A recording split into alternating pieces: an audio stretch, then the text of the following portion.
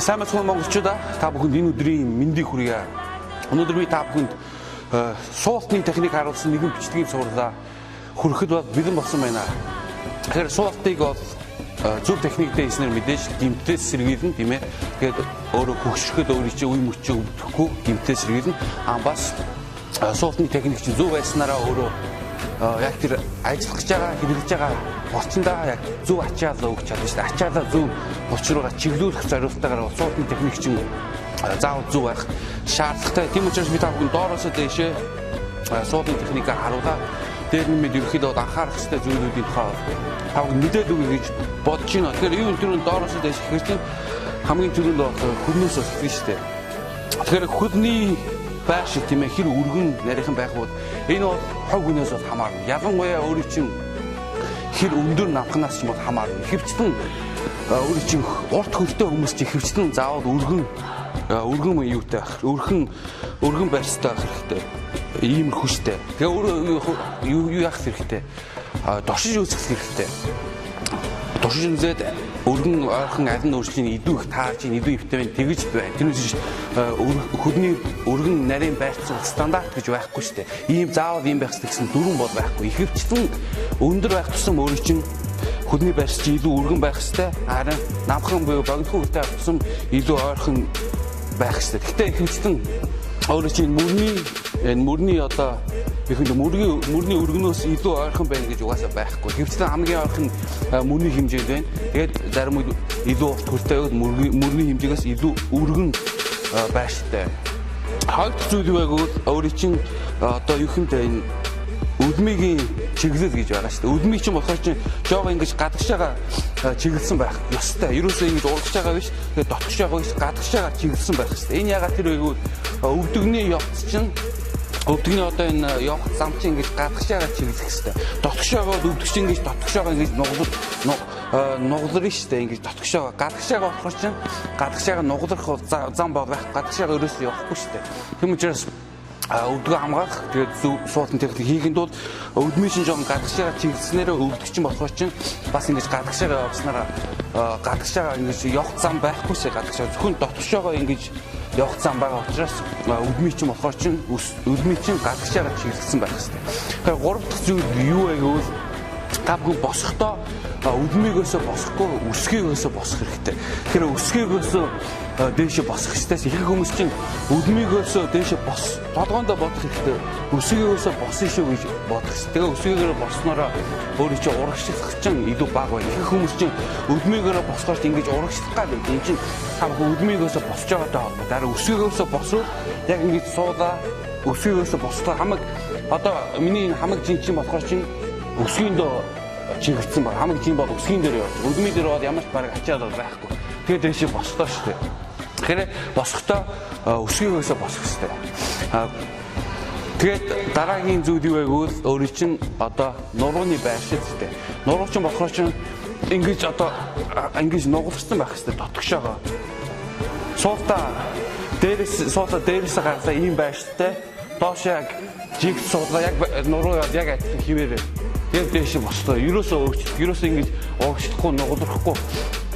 Ихэнх тохиолдолд ерөөхдөө өөрөө жингээ даахаа болохоор ингээ би чинь ингэж урагшлах тохиолдол зөндөө гарна. Энэ юутай холбоотой гэвэл өөрөө чинь хөлний бултан чинь нурууны бултангаас хамаагүй хүчтэй булчин. Тэм учраас ихэнх үед чинь өөрөө чинь хөлнөөс чинь төрүүлж нуруу чинь ядарч нуруу чинь ачаалаа дийлэхэ байна. Тийм учраас энэ чинь болохоор ингэж урагшлах чинь болохоор чинь тэрнтэй холбоотой ягаад гэвэл хөл чинь нуруунаас чинь илүү их хүчтэй болчихно. Харин та бүхэн ерөөхдөө бэнтөө өөрөө ийм дасгал тэгээд deadlift энэ тиймэрхүү дасгал хийснээр бол тэрнийхээ булчингийнхаа ачаалаа энэ төрөй хол нэмэх нурууныхаа булчингаа хөгжүүл нэмэх боломжтой.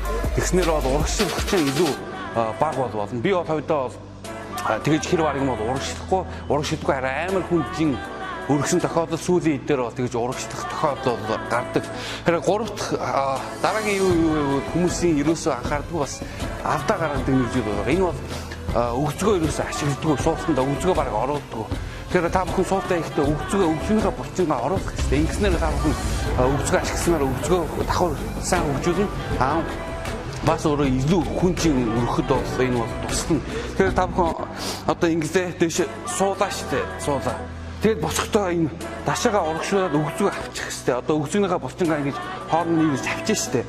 Тэгсэн тохиолдолд энэ бэлтгүүс үстэй юм чинь. Дашаа шиг бэлтгүүс тий. Дашаагаа ингэж урагшлуулах хэрэгтэй. Өгзөг авчнараа угаасаа дашааш ингэж урагшлаа штэ. Тэгэхээр суулаа өгзөг авчтаа. Суулаа өгзөг авчлаа. Тийм учраас өгзөгөө банк авчиж өгсөгчин хөгжин дээр нэмээд өөрөө илүү их хүнжин бол өрөх боломжтой байна. Тэгээ гурав зүйл юу байвал цээж банк дэшиг явцсан цээж юусэн ингэ доош цээж банк дэшиг юу жин авт байлаа гэж бодоход доош суулаа цээж банк дэшээ аваад байгаа юм. Юусэн ингэхгүй цээж чин дэшээ бослоо. Ерөнхийдөө та бүхэн босохдоо дээшээ дэсвэртэй босох хэрэгтэй. Доошоо буухтаа контролдож буугаад дээшээ босохдоо айлгал хурдан дэсвэртэй буух хэрэгтэй. Ингэснээр та бүхэн одоо булчин чинь хоёр төрлийн булчин байгаа шүү дээ. Slow twitch тэгээ fast twitch булчин байгаа. Fast twitch дотор 2 багт шүү дээ. 2A 2B. 2B чинь болохоор чи яг биднээсийн одоо бидний хөгжүүлэх гэдэг булчин шүү дээ. 2B чинь ихэнх үед ямар үед хөгждөг вэ гэвэл explosivenessтэй. Дэсвэртэй үед 2B чинь хөвчлэн илүү сайн хөгжин, илүү сайн респонд хийдэг учраас та бүхэн ямар ч тасгал байсан дээшээ өргөхдөө positive хэсэгтэй, өөрөө тесрэлттэй, negative доошо буудах negative хэсэгтэй бол контролдож буудах хэрэгтэй. Тэгээд хамгийн сүүлийн юу гэвэл амьсгаа авах. Одоо суут ихтэй хамаг бие чангалах хэрэгтэй. Одоо би та бүхэн энэгээр харуул. Одоо энийг би нуруунд тавлаа. Одоо ингээ автсан байж тээ. Тэгээ хөдний байштай таарууллаа штэ.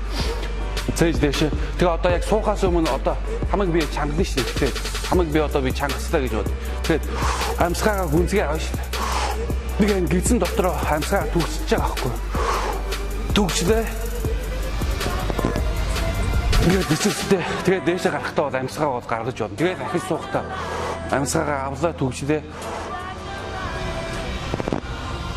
Дэсвэртэй.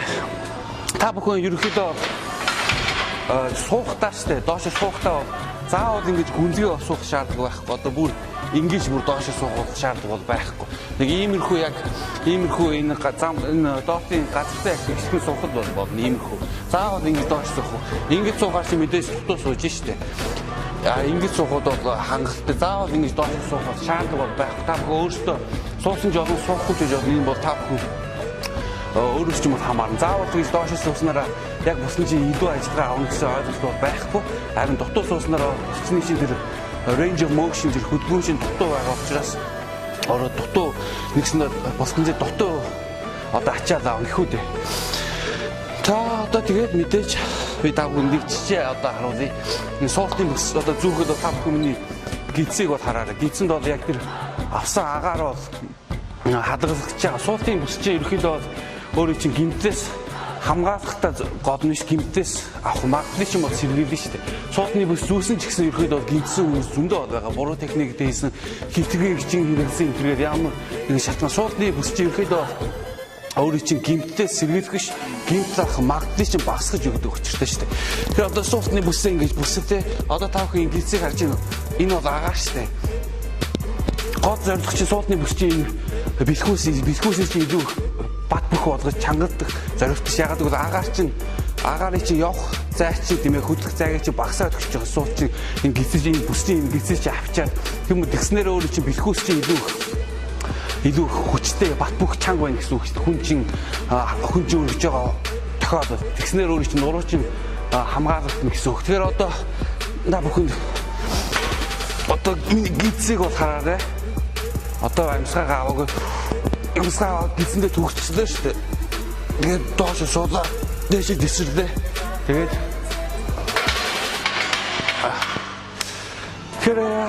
суут чи ерөөхдөө бол хоёр төрлийн суутаа байдаг. Нэг нь болохоор low bar squat, нөгөөх нь болохоор high bar squat гэдэг хоёр төрөл байгаа. Яг одоо харуулж байгаа squat чи ерөөхдөө их хүмүүсийн суудаг суутны төрөл бол high bar squat. Ганц ялгаа нь юу вэ гэвэл нуруунд дээр байдаг байршил нуур байдаг. High bar squat ч болохоор чинь эндээ байгаа. Low bar squat ч бүр артаа байгаа. Би та дэлгэсэн дээр нэг зураг харуулна. Би өнөөдөр low bar squat-ыг та бүхэнд үзүүлж чадахгүй яагаад гэвэл миний ерөөхдөө low bar squat хийхэд уян байх хэрэгтэй. Ерөөхдөө гартан жоо арагшаага ингэж явдаг байх хэрэгтэй. Миний харин ерөөхдөө явдаггүй би ерөөхдөө тийм уян биш юм байд. Алин давуу талтай бол ерөөхдөө алин ч ерөөхдөө нэг нэгээс илүү биш. Харин low bar squat хийснээр ерөөхдөө өөрөө илүү их чин мод өрөх боломжтой. Ягаад гэвэл low bar squat high bar squat ч болохоор фэйчинг дэшигээ байна. Low bar squat ч болохоор нурууч ч болохоор арай жоо урагшилсан байна. Ингэснээр өөрөө чинь нурууч нэгсэнд арай жоо илүү хүнжин өрөхөд боломжтой болдог. Гэхдээ зарим хүмүүс болохоор хизээч low bar squat хийж чаддаггүй байдаг. Ягаад гэвэл мэдхгүй биений төрөлн арай жоо өөр юм уу, биений пропорц нь өөр гэдэг юм уу. Өгөө ерөөхдөө биений эвгүй тэгээд хийж чаддгүй тохиолдол төрөлхий хийж чаддгүй хүмүүс бол байдаг. Би бол тэднээс нэг байгаа. Гэхдээ зарим хүмүүс ерөөхдөө хувь хүнээс хамаарна. Нэг нөгөөдхөөс сайн бол ерөөсөө биш. Та бүхэнд аль нь илүү сайн тохирж ийн тэрийгээ сонгож хийх хэрэгтэй. Гэхдээ low bar squat, high bar squat-ийн ганц ялгаа нь юу вэ гэвэл саяны хийснээр нуруунд тэр стампи байшин л өөр. Бусад бүх юуны техникүүд бол бүгдээр бол адилхан. Тэгэхээр суултны эсвэл үгээр дуусгая та бүхэнд ерөөхдөө хэлний гэсэн тэгээд харуулъя гэсэн бүх юмыг харуулсан байх мартсан зүйл бол байхгүй байх гэдэгт бол ихтэй байна. Тэгэхээр өнөөдрийн бичлэгийг үгээр дуусгая тэгээд та бүхэн бичлэг таалагдсан бол комент үзээж лайк дарж болно. Тэгээд дараагийн техникийн цуврал дээр бол уулзцаая гэж бодлоо.